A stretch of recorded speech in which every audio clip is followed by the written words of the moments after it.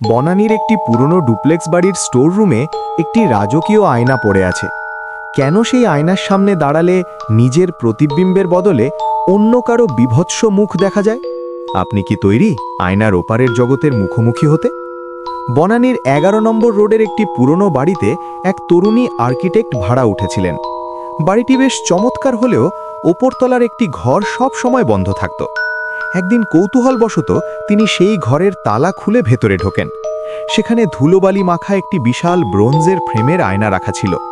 আয়নাটি বেশ সুন্দর মনে হওয়ায় তিনি সেটি পরিষ্কার করে তার শোবার ঘরে নিয়ে আসেন। সেই রাত থেকেই শুরু হলো বিভীষিকা। তিনি লক্ষ্য করলেন, আয়নার সামনে দাঁড়িয়ে যখন তিনি চুল আঁচড়ান তখন আয়নায় তার প্রতিবিম্বটি তার সাথে মিলছে না।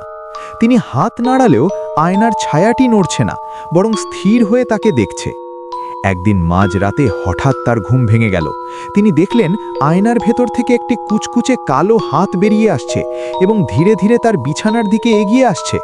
তিনি আতঙ্কে চিৎকার করতে চাইলেন, কিন্তু তার কণ্ঠস্বর কেউ যেন চেপে ধরল।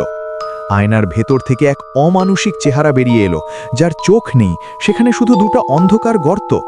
সেই ছায়াটি তার কানে ফিসফিস করে বলল, তোর শরীরটা আমার খুব প্রয়োজন।